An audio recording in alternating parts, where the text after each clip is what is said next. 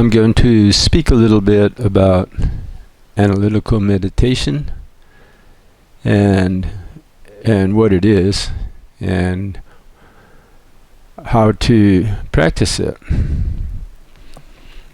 Basically, we pick a topic. A topic can be very broad. Who am I, for example? That's a classic one. And of course, you narrow it down and think of the consequences of narrowing it down. For example, if you say, I'm my body, the I is one. If we examine our language, we say, for example, if we stub our foot, we say, I'm injured. If we bruise our arm, we say, I have a bruise on my arm. If we sprain our wrist, we say, my wrist is sprained. There are many parts of the body, but only one eye. So if there's one eye and we say I for all of the parts, obviously there's a contradiction there. We might think, well, I have many parts. I have as many parts as my body has. If you have as many parts as your body has, then do those parts form a whole? If you say they do form a whole, then how can you say that my arm is injured, or my foot is injured, or my head is injured? Who are we talking about that is independent of the head, that is the possessor of it? That's saying that my head is injured, or my foot is injured, or my wrist is injured.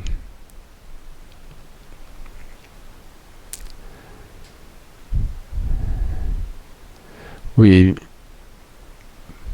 might think, well, actually, I don't think I'm my body. But even if we think that, I don't think I am my body, then we're the possessor of the body, right? Well, who is it that's possessing the body? Who's its owner? Well, I am the owner of my body. It's my body, I own it. I sit,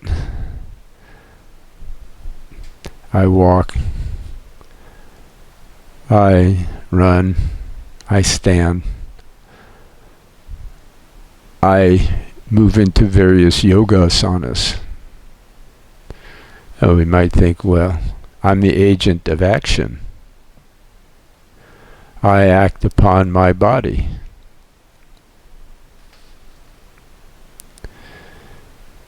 Well, that's fine.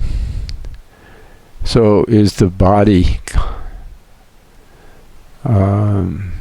that is acted upon aware that it's acted upon? Or is it just a material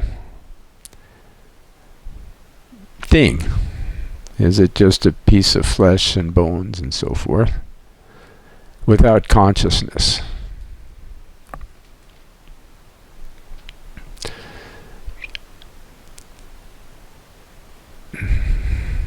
If we say the body is just a material object without consciousness,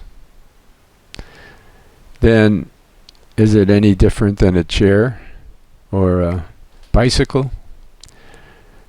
When we move a chair, we say, I move the chair.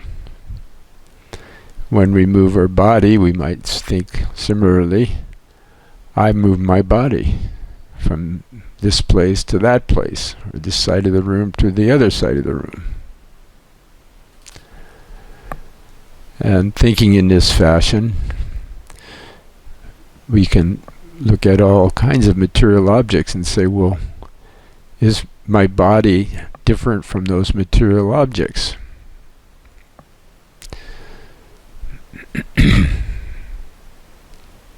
And what way is it different? If we think it's different than the material objects, we should be able to say how it's different.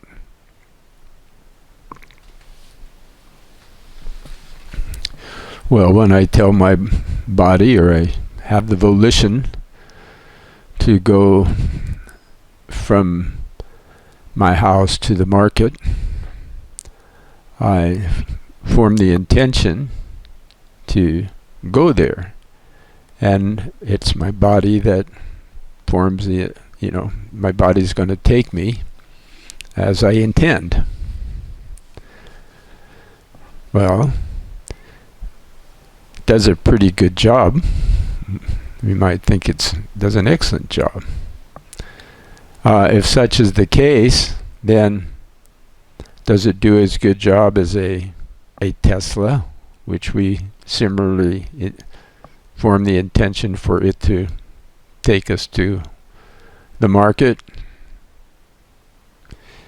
It does an awfully good job. How is it different? How is the body different than any other material object? Many would say that there's a big difference. But what is the big difference? Well, you say, well, if I feel really bad if I cut myself, or if I, break a wrist, or break an arm, or even if I have a headache, I feel miserable. I say, I feel miserable, associating my awareness with the body. But if you think about it a little more deeply, for example, myself, not so long ago, I crashed my really wonderful bicycle. Luckily, I was going very slow, and I fell really clumsily. And I fell in such a way that I really bashed my knee, and it was bleeding and everything, and got a really bad bruise a couple of days later, and my elbow too. But the first thing I looked at, it's a carbon fiber bike, the first thing I looked at was my bicycle to see how it survived the crash. And I examined it really well to make sure nothing was broken. That was more important to me than my own treasured body that's been serving me so well all these years.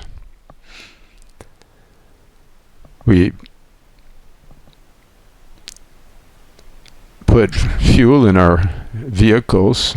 We put fuel in ourselves. We hydrate ourselves. We hydrate our vehicles, our cars, and so forth, if we have cars. I put air in my bicycle tires. I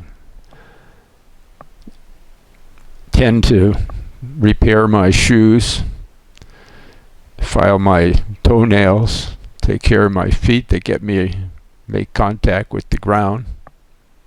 How is it different than a bicycle when I take care of my bicycle? So what is this I consciousness? Well, we associate I in our thought, with the body. But if we examine really carefully how we associate in real practice with our physical body, we will notice that the material things we have, we might even value it, at least as far as our behavior goes, more. We might think about caring for making our car more beautiful than we do our own physical body. So if we think about it in various ways, we start kind of separating from the idea that I am my body, because obviously I am conscious. Can we say that about the physical body? It seems like we can, but if we really examine closely, when we feel a pain, or a sensation, or hear a sound, or see a form, or smell a fragrance, or taste a flavor, we taste it and we know we're tasting it. We see the form and we know we're seeing it. We hear a sound, we know we're hearing it, and so forth. The body doesn't do this. And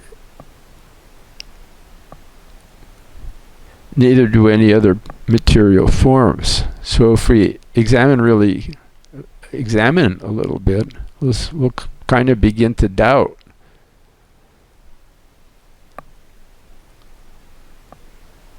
about the validity of the association of the thought I am with the physical body. Because the physical body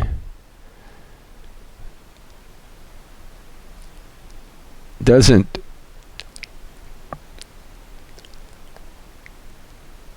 have any awareness,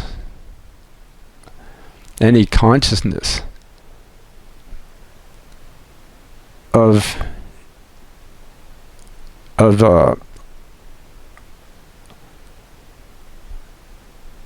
self-awareness. The eyes that we say see forms is not aware of seeing forms. It performs a function that enables us to see various forms and hear various sounds. But who is conscious of these sounds? Who is conscious of various forms and smells and tastes?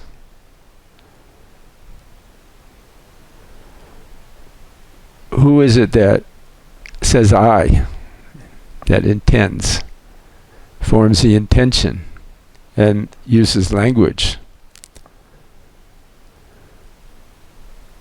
Who is it that breathes through the lungs? How does that happen? What is that consciousness? So, analytical meditation is just having a discussion with oneself like I just did, which probably sounded very trivial. It sounded that way to me too, because I'm not trying to sound very smart. And you're not supposed to when you practice analytical meditation. You're just supposed to carry on a dialogue with yourself, like I just did. And just see where it takes you. Now, if I continued for a while like I am doing, somewhere along the line, it will start getting much more interesting to me. And I might even enter a state of absorption through this kind of a dialogue. So in analytical meditation, you just have a simple dialogue with yourself, and you just kind of think, as I had just been thinking for the last few minutes.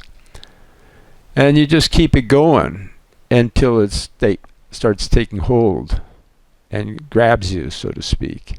and you get interested in the dialogue. I can't pretend to have been interested in this dialogue, but if I had continued for a while, I would have been. It goes deeper as you go, and every day is different. And the idea is to just keep the dialogue going, like I have been doing, as long as you can.